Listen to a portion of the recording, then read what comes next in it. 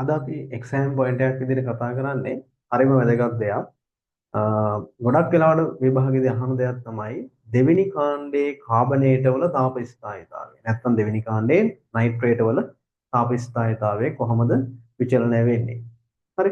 අපි දෙවෙනි කාණ්ඩය ගත්තාම ඒකේ බෙරිලියම් කාබනේට් ඉඳලා බේරියම් කාබනේට් වෙනකන් අපි යමුකෝ. මොකද වෙන්නේ? මේ කැටායනය තමයි මෙතන වෙනස් වෙන්නේ. ඇනායනය සේම්. හරි. එතකොට මේ ඇනායනය මේ සංයෝග ඔක්කොටම පොදුයි. මේක වියෝජනය වෙනවා කියන්නේ මොකක්ද කියන එකත් පොඩ්ඩක් බලමු. දැන් බෙරිලියම් කාබනේට්ටම මම ලියන්නම්. බෙරිලියම් කාබනේට් සොලිඩ් එක ගමු. මේක අපි රත් කරාම බෙරිලියම් ඔක්සයිඩ් එක සහ CO2 ගෑස් මෙන්න මෙහෙම නෙවෙයි. හරිද? තාප වියෝජනය මෙහෙමයි වෙන්නේ. දැන් බෙරිලියම් කාබනේට් අපි පොඩ්ඩක් ඇඳලා බලමු.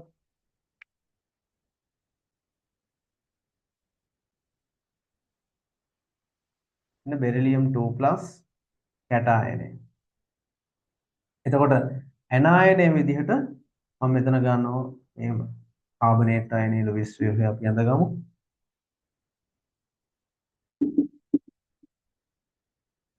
එක සැරේ ගාලා 3 ගන්න තියෙනවා මයිනස් මෙන්න මෙහෙමයි. හරිද?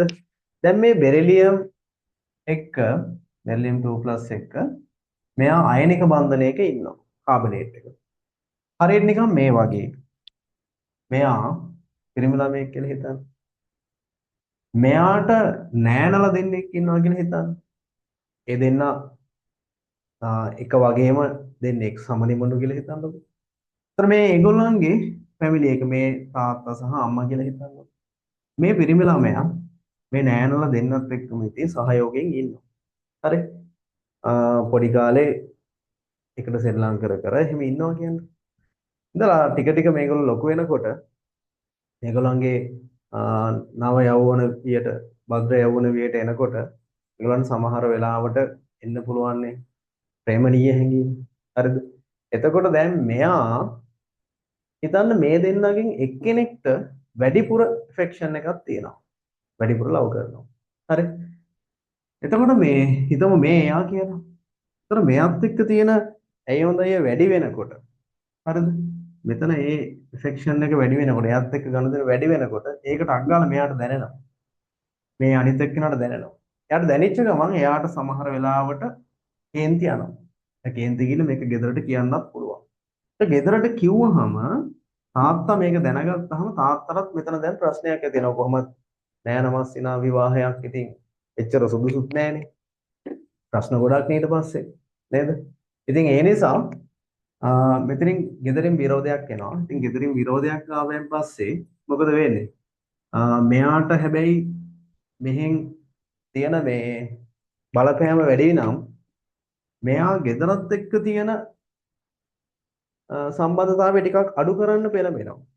ඒ කියන්නේ මේක ටිකක් වීක් වෙනවා. මේ බොන්ඩ් එක වීක් වෙනවා. වීක් වෙලා මෙයා කියන දෙයටම අවනත වුණොත් මෙයා මේ ගෙදරත් එක්ක තියෙන සම්බන්ධතාවය බිඳලා මෙයාත් එක්ක යනවාම තමයි. එතකොට දැන් මේ තාත්තට කේන්ති ගිහිල්ලා නම් තියෙන්නේ එයා කියන ඔබ යනවා නම් ඵලයන් ආයෙ එන්න එපා කියලා. එතකොට මෙයා මොකද කරන්නේ? එයාට අයිති දේවල් සියල්ල අරගෙන තමයි යන්නේ. එයාට ගෙනියන්න පුළුවන් දේවල් ටික අරගෙන යන්නේ.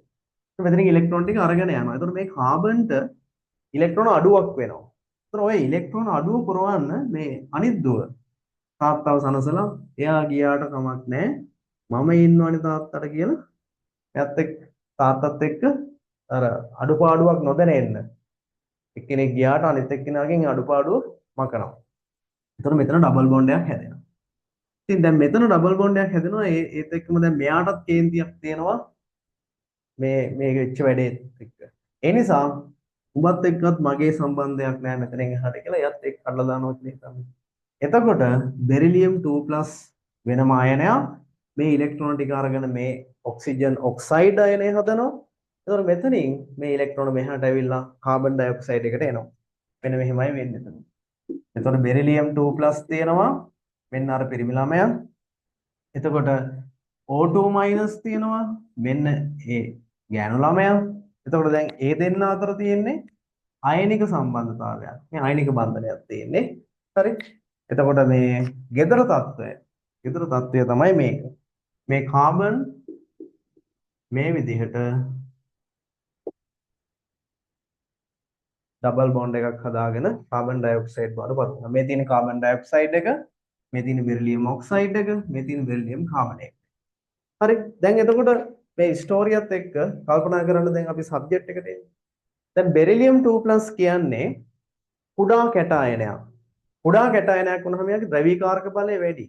ද්‍රවීකාරක බලය වැඩි කියන්නේ යා මේ අයනික බන්ධනය තුළ ඇති කරපු සහසංයෝජ ලක්ෂණ වැඩි. මේ සහසංයෝජ ලක්ෂණ වැඩි වීමත් එක්ක තමයි මොකද වුනේ?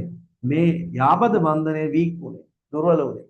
ඒක ලේසියෙන් කඩන්න පුළුවන් වුනේ. ඒක ලේසියෙන් කඩන්න පුළුවන් වෙච්ච නිසා මේ වියෝජනය පහසුයි. එතකොට පහසුවෙන් තාප වියෝජනය වෙනවා මෙන්න මේ කාබනේට්. හැබැයි මේ බේරියම් කාබනේට් එක ගියාම බේරියම් 2+ කියන්නේ ඒක ගොඩක් විශාල කැටායනයක්. ඒ විශාල කැටායනයකට යනකොට මොකද වෙන්නේ? එයාගේ අර ද්‍රවීකාරක බලය අඩුයි. මොකද කැටායනය විශාල වෙන ද්‍රවීකාරක බලය අඩු වෙනවා. ඒ කියන්නේ එයාට එච්චරම මේ වගේ දෙයක් කරන්න බෑ. කියන්නේ බෙරිලියම් 2+ තරම්ම හැකියාව නැහැ. හැකියාව අඩු කෙනෙක්. හරි. මෙයා සයිස් එකෙන් ලොකු වුණාට හැකියාව අඩුයි. මෙයා පොඩි වුණාට මෙයා වැඩකාරයා. හරි. ඉතින් මෙයාට එච්චර දෙයක් කරන්න බෑ මේ කාබනේට් එකත් එක්ක. ඒ නිසා මේ බොන්ඩ් එක ලේසියෙන් කඩන්න බෑ. ඒ නිසා බේරියම් කාබනේට් එක වියෝජනය කරන්න ඕන නම් අපි ඉහළ උෂ්ණත්වයකට වත් කරන්න ඕන. එතකොට තාප වියෝජන උෂ්ණත්වයේ රඳා පවතිනවා අර ඇති කරපු සහසංයෝජ ලක්ෂණ ප්‍රමාණය මත. සහසංයෝජ ලක්ෂණ වැඩි නම් තාප වියෝජන උෂ්ණත්වය අඩුයි. හරි. එතකොට තාප වියෝජන උෂ්ණත්වයේ ඕඩ එක අපි ලිව්වොත් එහෙම මෙන්න මේ වගේ. බෙරිලියම් කාබනේට් වඩා වැඩි උෂ්ණත්වයකට රත් කරන්න ඕන මැග්නීසියම් කාබනේට්. ඊට වඩා වැඩි උෂ්ණත්වයකට රත් කරන්න ඕන කැල්සියම් කාබනේට්. මේ ආදී වශයෙන් මෙහාට තමයි යන්නේ. මේ පැත්තට යනකොට මොකද වෙන්නේ? තාප වියෝජන උෂ්ණත්වය වැඩි වෙනවා. තාප වියෝජන උෂ්ණත්වය. තාප වියෝජන උෂ්ණත්වය වැඩි වෙනවා. තාප වියෝජන උෂ්ණත්වය වැඩි වෙනවා කියන්නේ තාප ස්ථායීතාවයත් වැඩි වෙනවා. තාප ස්ථායීතාවය. ස්ථායීතාවය. තාප ස්ථායීතාවයත් වැඩි වෙනවා. හරි. එහෙනම් හොඳට මතක තියාගන්න හොමතගයෝ එකක් මේක. හරිද?